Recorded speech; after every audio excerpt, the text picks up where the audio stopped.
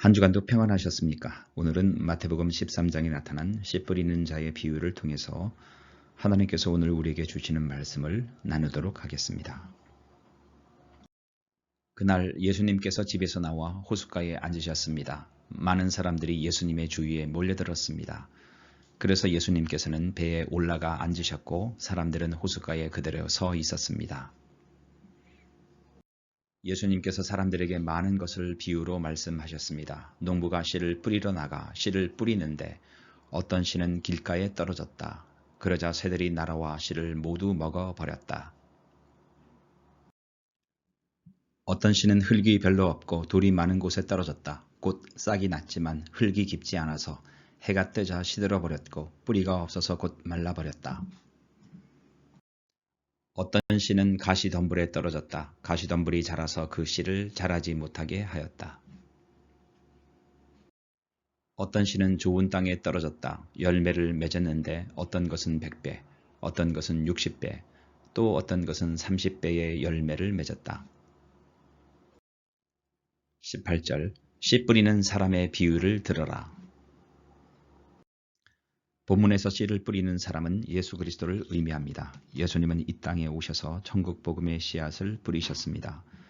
본문에서 씨는 천국 복음을 의미합니다. 천국 복음은 예수 그리스도를 통해 임한 하나님 나라에 자신의 죄를 회개하고 들어와서 하나님 나라 백성으로 살아가는 것을 내용으로 합니다.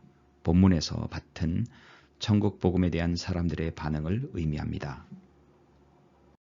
19절 말씀을 보겠습니다. 누구든지 하늘나라의 말씀을 듣고도 깨닫지 못하면 악한 자가 와서 마음속에 뿌려진 것을 빼앗아 가버린다. 이런 사람은 길가에 뿌려진 씨와 같은 사람이다. 천국 복음의 말씀을 누구나 들을 수 있습니다. 하지만 깨닫지 못하면 그 씨앗을 악한 자, 즉 사탄이 빼앗아 가버립니다.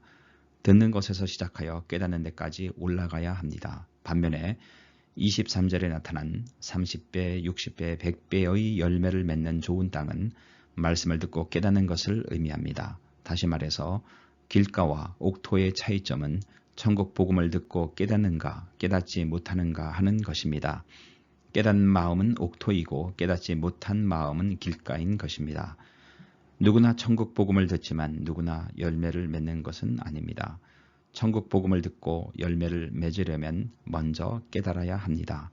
천국 복음을 깨달은 사람은 그것을 이해하고 자신의 삶의 중심에 받아들이게 되며 그로 인해서 생각과 행동이 변화되므로 열매를 맺게 됩니다.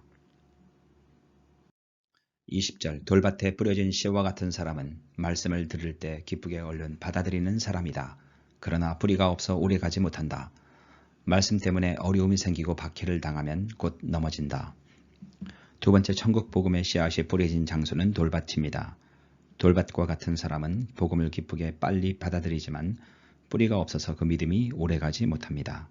이러한 사람은 말씀 때문에, 예수님 때문에, 하나님 나라 때문에 어려움이나 박해를 받으면 곧 넘어집니다. 그 사람의 구원을 확인하는 첫 번째 방법은 말씀 때문에 고난과 박해를 받을 때 그의 믿음의 유지 여부입니다.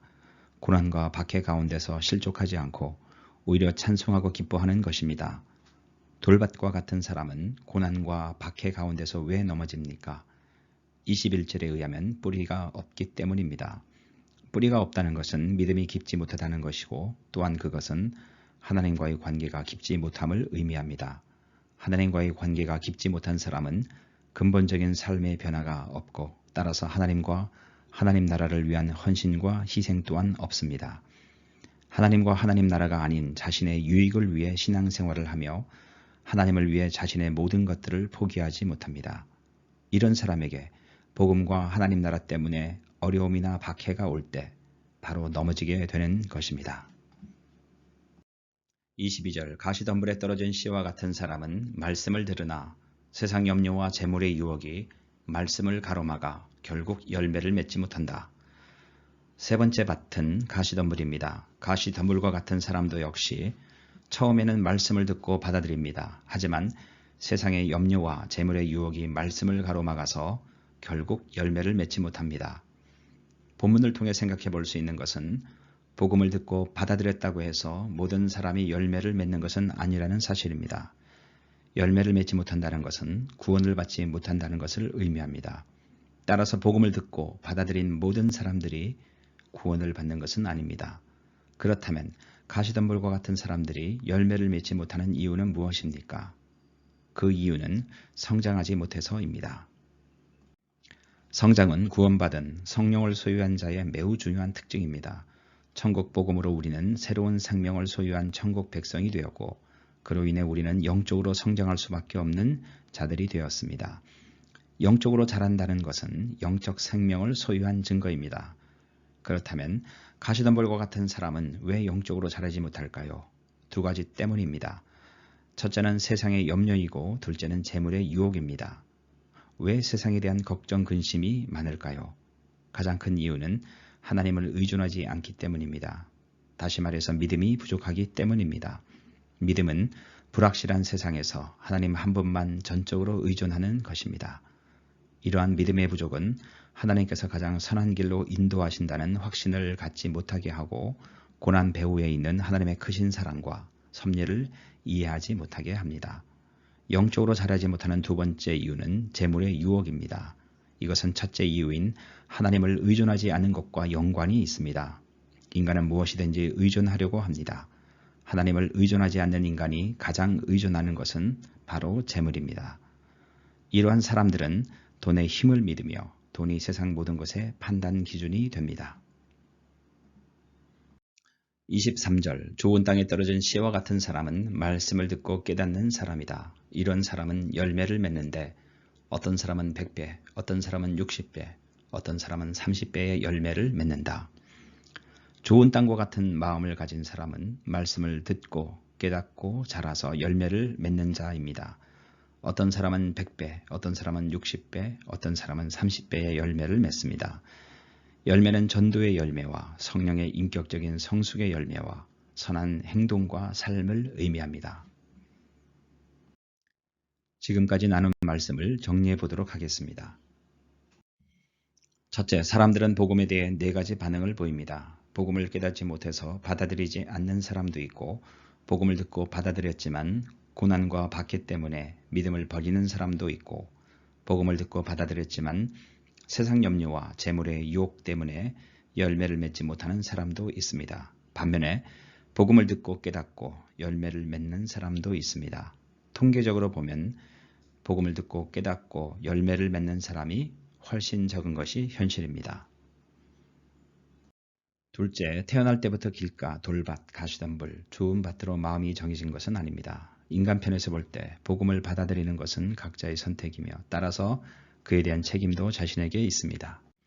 따라서 어떤 밭을 택할 것인가 하는 선택과 그에 대한 책임은 자신에게 달려 있습니다. 우리가 성경을 공부하면서 어려운 부분은 하나님의 주권과 인간의 반응입니다. 성경에는 인간의 자유의지만큼이나 하나님의 선택에 관한 말씀이 많이 나옵니다. 이 둘을 조화롭게 이해하기에는 우리의 지혜가 너무 부족합니다. 일단 대략적으로 정리를 하자면 하나님 편에서 볼 때는 하나님의 주권과 택하심이지만 인간 편에서 볼 때 강조되어야 할 부분은 인간의 자유의지와 선택과 그에 따른 책임입니다. 따라서 우리는 길가, 돌밭, 가시덤불과 같은 밭이 되지 않고 좋은 밭이 되도록 기도하고 노력을 해야 할 것입니다. 셋째, 열매를 맺으려면 먼저 들어야 합니다. 들어야 믿음이 생기기 때문입니다. 복음을 들은 모든 사람들이 열매를 맺는 것은 아니지만 복음을 듣지 않은 사람이 열매를 맺을 수는 없습니다. 따라서 열매를 맺고 구원을 받기 위해서는 먼저 복음을 들어야 합니다. 복음을 들어야 믿음이 생기기 때문입니다. 복음은 좁게 말하면 예수님께서 가르치신 십자가와 부활이 중심이 되는 하나님 나라 복음을 의미하며 넓게는 하나님의 말씀인 성경 전체를 의미합니다. 믿음은 예수 그리스도의 가르치심과 성경 전체를 읽고 묵상하고 공부할 때 생깁니다. 넷째, 그리고 깨달아야 합니다. 복음을 듣는 것은 시작입니다. 듣고 깨닫는 데까지 나아가야 합니다. 깨닫는다는 것은 이해하고 받아들이고 변화되는 것까지를 의미합니다. 우리는 어떻게 복음을 깨달을 수 있을까요? 물론 성령님의 도우심이 절대적으로 필요합니다. 또 하나 중요한 것은 누가복음 24장 32절에 나온 것처럼 성경을 풀어서 이해하는 것입니다. 엠마오로 가는 두 제자에게 부활하신 주님께서 나타나셔서 자신의 십자가와 부활의 의미를 풀어서 설명했을 때 제자들의 마음이 뜨거워졌습니다. 에베소서 3장 11절에는 하나님의 교회를 위해 목사와 교사로 세웠다는 말씀이 나옵니다. 본문에서 목사와 교사는 한 직분을 말합니다. 이것은 목사의 역할이 목약에만 있는 것이 아니라 말씀을 잘 풀어 가르치는 것까지 포함하는 것을 의미합니다. 그리스도의 몸인 교회에서 목사의 가장 중요한 역할은 말씀을 잘 풀어 가르치는 것입니다. 이것이 바로 설교입니다. 다섯째, 열매는 구원의 증거입니다. 복음의 씨앗이 뿌려진 4가지 밭 중에 옥토만이 유일하게 열매를 맺었습니다. 옥토만이 유일하게 구원을 받은 것입니다. 심판날에 예수님은 자신의 백성들을 구원하실 것입니다. 그런데 우리가 예수 그리스도의 백성인 것을 어떻게 알 수 있습니까? 마태복음 7장 20절에 의하면 열매로 알 수 있습니다. 열매는 성령의 열매, 전도의 열매, 선한 행동과 하나님의 나라와 의를 구하는 삶입니다. 성령의 인침을 받은 사람은 이러한 열매가 삶 속에서 자연스럽게 나옵니다. 여섯째, 천국 복음은 이미 뿌려졌고 천국 즉 하나님 나라는 이미 시작되었습니다. 예수님으로부터 시작된 천국 운동은 그분을 위해 자신의 모든 것들을 바친 제자들을 통해서 지금까지 이어져 오고 있습니다. 또한 그들을 통해서 교회가 세워지고 하나님 나라가 확정되어 나가고 있습니다. 이 과정에서 대다수 사람들은 제자들이 전한 천국 복음을 거부하거나 오히려 박해합니다. 또한 복음을 듣고 받아들였음에도 불구하고 핍박과 걱정과 유혹으로 인해 열매를 맺지 못하고 형식적인 그리스도인으로 살아가기도 합니다. 그럼에도 불구하고 하나님의 나라는 활발히 확장되어 나가고 있습니다. 그것은 옥토와 같이 듣고 깨닫고 자라서 100배, 60배, 30배의 열매를 맺는 주님의 제자들이 있기 때문입니다. 존재가 미약한 한 사람에 불과하지만 주님은 옥토와 같은 사람들을 통해서 엄청난 부흥을 일으키고 있습니다. 우리는 어떤 신자입니까? 명목상 주일 예배만 드리는 형식적인 그리스도인입니까? 아니면 주님과 함께 땅끝까지 복음의 씨앗을 뿌리는 자입니까?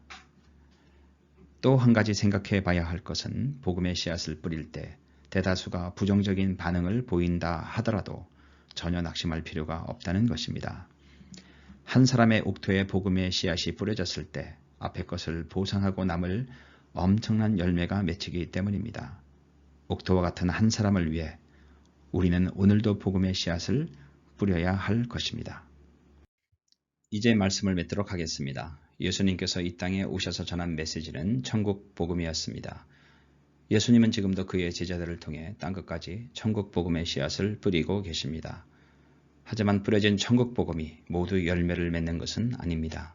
길가, 돌밭, 가시덤불 등에 떨어진 천국 복음은 깨닫지 못함, 고난과 박해, 세상 염려와 재물의 유혹 등으로 인해 열매를 맺지 못합니다. 하지만 좋은 땅에 떨어진 천국 복음은 듣고 깨닫고 열매를 맺음으로 30배, 60배, 100배의 결실을 거둡니다. 따라서 천국 복음을 전하기 위해 부름받은 우리는 일부 복음에 대한 부정적인 반응과 결과에 상관없이 엄청난 열매를 거둘 것을 바라보며 지속적으로 복음의 씨앗을 뿌려야 할 것입니다.